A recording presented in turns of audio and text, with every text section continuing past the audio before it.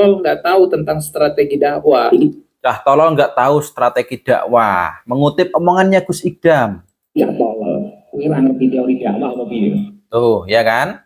Jadi kita semua nih yang protes Son Horeg, Yang protes, kita semua yang protes Son Horeg, itu cah tolol nggak ngerti strategi dakwah. Oh, kita semua katanya. Enggak, elu aja mas, saya enggak.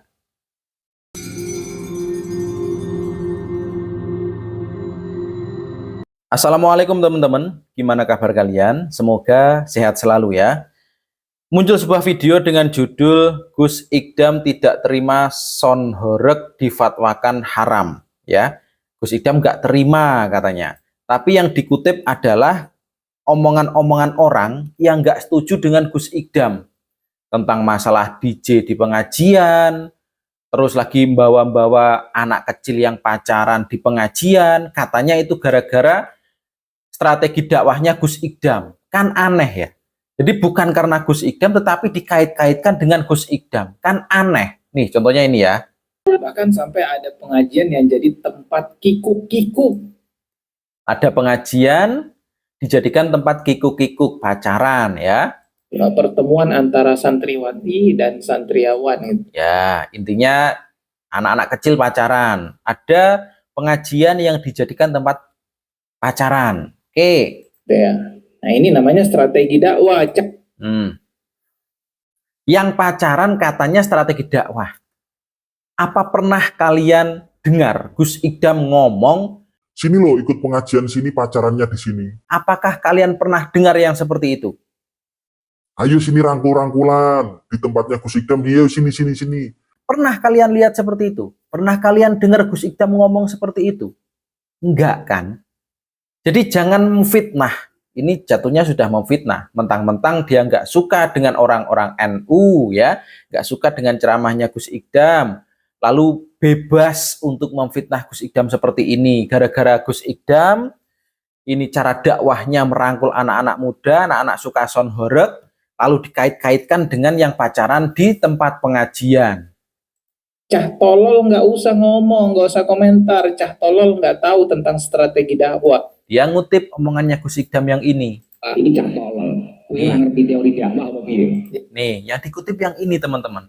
Terus dikomentari begini. Jadi kita semua nih yang protes Son Horeg. Kita semua yang protes Son Horeg. Kita semua katanya. Itu cah tolol nggak ngerti strategi dakwah. Tuh. Itu kan kesimpulanmu yang nggak suka dengan Gus Idam. Padahal kalau kamu tahu Gus Idam, video terbarunya yang kemarin saya upload ini kemarin tanggal 8 Juli saya uploadnya, ini karena Gus Idam menanggapi Son Horeg bahwa Son Horeg sekarang kan sudah menjadi pekerjaan, sebuah bisnis. Banyak yang mencari cuan di situ. Tapi karena difatwakan haram, akhirnya Gus Idam memilih solusi lain, yaitu apa? Suaranya nggak usah kenceng-kenceng, agak dikecilkan sedikit. Kalau untuk karnavalan, untuk pentas apapun, jangan terlalu kenceng-kenceng. Itu solutif. Gus Idam memiliki solusi untuk semuanya. Biar apa? Biar yang suka dengan Son Horeg ini terus mulai ikut ngaji, mereka nggak meninggalkan pengajian. Makanya Son Horeg itu tetap ada. Nggak apa-apa kata Gus Idam. Sound system halal. Tapi suaranya nggak usah horeg-horeg banget. Dikecilkan suaranya. Yang kedua solusinya Gus Idam apa? Nggak usah ngajak dancer-dancer yang pakaiannya seksi. Biar apa? Biar nggak mengundang syahwat. Biar nggak mengundang pelecehan. Itu solusi teman-teman. Namanya pendakwah itu selain menasehati, harusnya juga punya solusi seperti itu. Tapi bagi orang-orang yang sukanya memang menghujat Gus Idam, ya akan dijadikan bahan untuk menghujat Gus Idam. Akhirnya dicarilah videonya Gus Idam yang dulu-dulu ngomong cah tolol nggak ngerti strategi dakwah. Sekarang di-up lagi, bahkan dikait-kaitkan dengan yang pacaran di pengajian.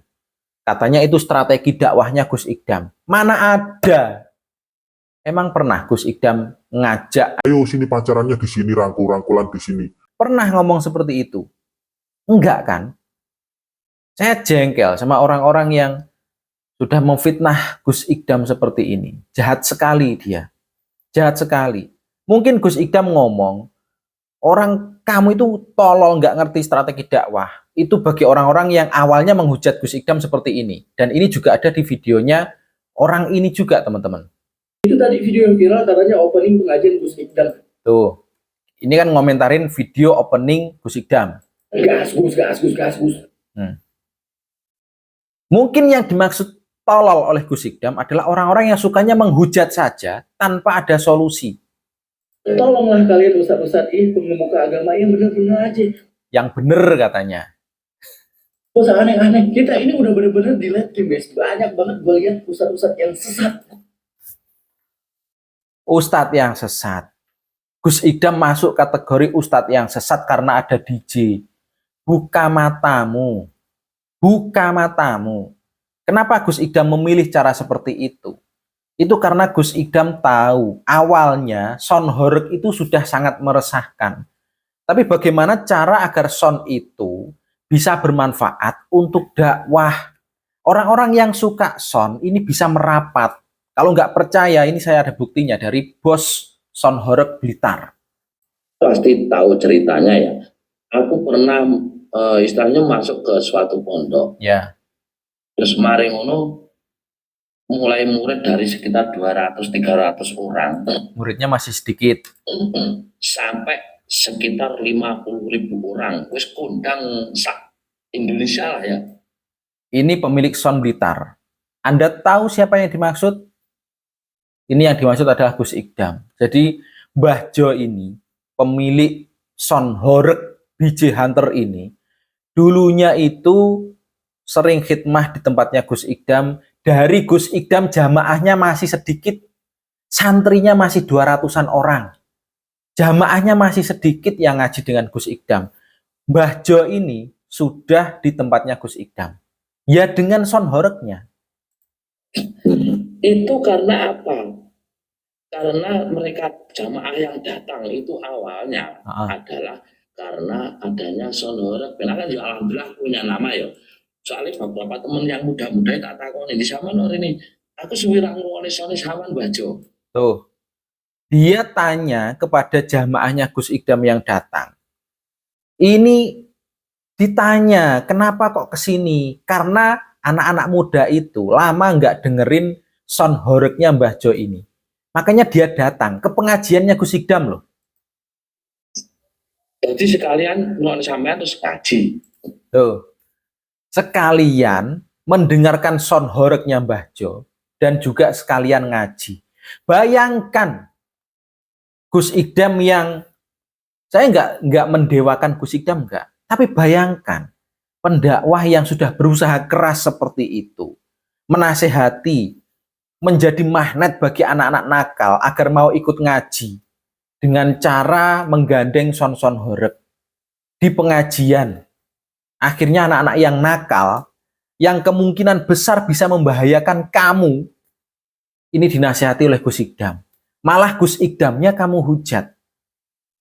Ya pantas kalau Gus Ikdam ngomong hanya orang-orang tolol yang nggak ngerti strategi dakwah. Bisanya cuma menghujat. Ya tolol bener kalau yang seperti itu. Nggak bisa ngasih solusi, malah menghujat orang yang berusaha untuk memperbaiki akhlaknya preman-preman.